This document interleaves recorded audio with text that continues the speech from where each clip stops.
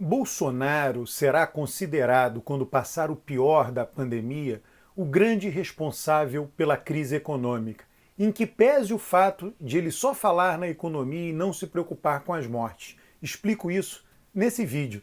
Inscreva-se no canal, curta os vídeos, comente os vídeos.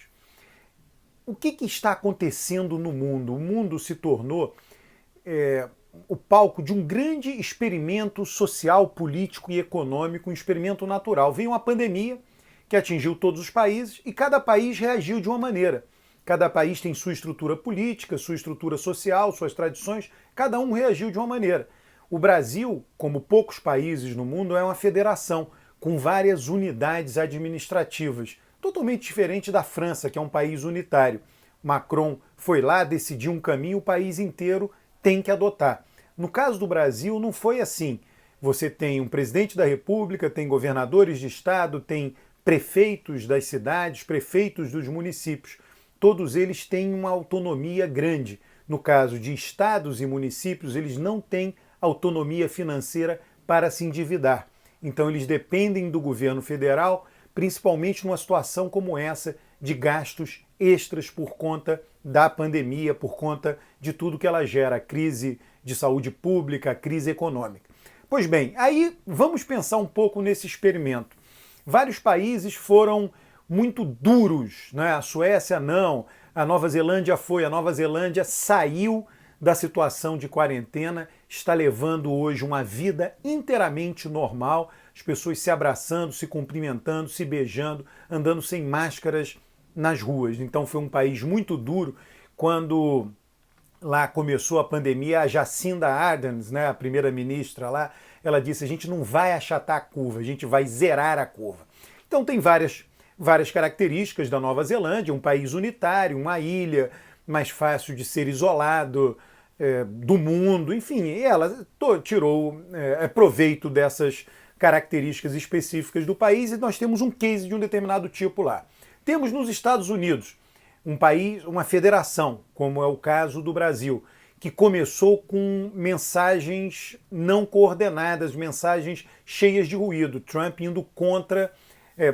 Trump e Bolsonaro estavam juntos ali, né? Bolsonaro provavelmente copiando Trump. E aí Trump recua e o país todo vai na mesma direção e aí as divergências ficam por conta dos estados e das cidades, cada qual numa situação. O federalismo de lá culturalmente é muito diferente do nosso, a autonomia de estados e de municípios é muito grande.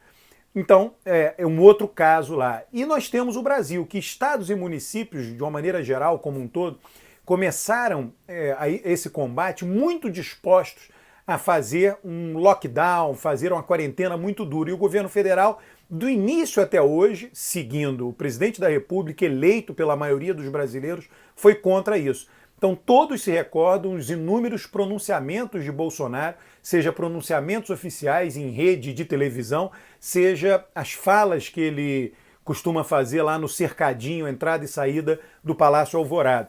Então ele em nenhum momento mudou a sua visão. Em nenhum momento, como Trump, ele recuou. Trump, repito, ele recuou. Ele começou num caminho irresponsável do ponto de vista das mortes e depois mudou esse caminho irresponsável e foi para um caminho responsável. Ele, em algum momento, chegou a defender cloroquina, enfim, tudo a gente sabe, todo mundo acompanhou isso muito intensivamente na pandemia. Então estão todos esses cases. Teve a Suécia. A Suécia, um país muito organizado, muito racional, decidiu fazer uma estratégia diferente, decidiu não fazer um lockdown ao contrário dos outros países europeus. Deu um outro resultado. Então tudo isso vai ser objeto de estudos científicos muito aprofundados daqui a 2, 3 anos, 5 anos. Enfim, a gente terá conclusões muito interessantes sobre tudo isso. Mas o que nós temos hoje? Temos a prova real na Nova Zelândia e em outros países que quanto mais duro um governo foi com relação ao problema da saúde pública, porque é interessante, o que nós temos aqui? Um problema econômico causado por algo que não é econômico. O normal, o mais corriqueiro, é um problema econômico causado por variáveis econômicas. Né? A crise da Ásia, a crise da Rússia, especulação financeira, economia com economia. Ou agora o que nós temos é um problema econômico causado por uma outra área, a saúde pública, a saúde das pessoas. E o que se ficou provado com os casos da China, Nova Zelândia, quantitativamente são só 2 casos, mas vão aparecer outros, como eu disse, que quanto mais duro foi o lockdown, quanto mais radical foi o lockdown, mais fácil foi a saída. Então a economia foi deprimida por um período curto e de uma maneira muito radical, com uma ação de comunicação coordenada entre as diferentes esferas de governo, no caso de uma federação, mas apenas um nível de governo realmente relevante, no caso de países unitários, eles têm lá as prefeituras, o poder local, mas ele é raquítico, basicamente um poder raquítico, quem manda mesmo é o primeiro-ministro. Então, nesses países, os mais radicais no bom lidar, no bom tratamento da saúde pública foram os que tiveram maior sucesso na economia. Então, o que o Brasil hoje, qual é o risco, qual é o nosso cenário sombrio? O Bolsonaro foi lá, sempre defendeu essa visão, em nenhum momento recuou, né? E mais importante, ele não deu a ajuda financeira na celeridade necessária para estados e municípios. Ele não vem fazendo isso. Estados e municípios no Brasil não têm autonomia financeira ao ponto de se endividarem. Eles podem cobrar mais impostos, um determinado tipo de imposto, mas eles têm um problema de arrecadação e vis-à-vis os gastos muito grande. Então eles, em última instância, dependem do governo federal, que é o único que pode ou emitir moeda ou se endividar, enfim, ou se você considerar isso aí meio que sinônimo, fazer essas coisas. Bom, então o que nós temos, né? O governo Bolsonaro como responsável direto por uma crise econômica prolongada que países como a Nova Zelândia não terão. E por que ele é o responsável direto por isso? Por conta desse sufocamento financeiro que ele impôs aos municípios e do enorme ruído de comunicação que ele gerou e vem gerando o tempo inteiro. E agora nós estamos numa situação que vários municípios, porque eles estão sufocados financeiramente, a arrecadação caiu 30%, 40%, estão vendo aí, né, já ali um precipício, a incapacidade de pagar eventualmente até a folha no ano eleitoral, e aí os prefeitos dizem, bom, tem que abrir o comércio, tem que voltar a arrecadar, não tem jeito. É compreensível essa, mas aí vão ter mais mortes. Ele falou, olha, mas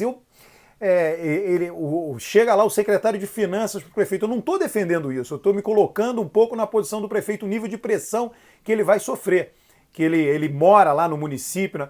Então é uma situação muito difícil, e o responsável tem nome e sobrenome, é Jair Bolsonaro.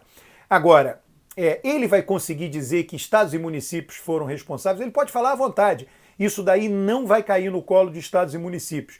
Tanto períodos de bonança econômica como períodos de crise econômica, o eleitorado vê o governo. Ele não quer saber se foi uma causa externa.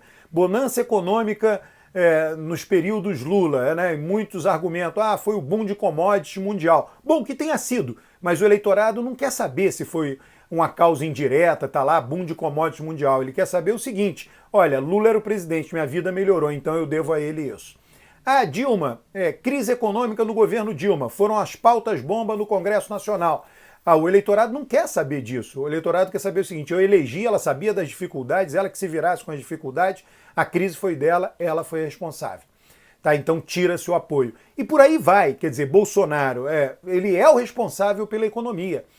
Todo mundo sabe que estados e municípios não interferem na vida econômica. Por mais que Bolsonaro vá a público falar, isso não persuade para além do seu núcleo mais radicalizado, mais militante. Então o risco disso acontecer é mínimo. Não vou dizer que a chance é zero. Não, ninguém vai. Não é isso. Ele tem lá o núcleo dele. Bolsonaro foi eleito. Tá? Bolsonaro foi eleito com 50% dos votos válidos. As pessoas votaram nele, escolheram ele para ser o presidente da República. E ele já perde isso daí, 55% dos votos válidos.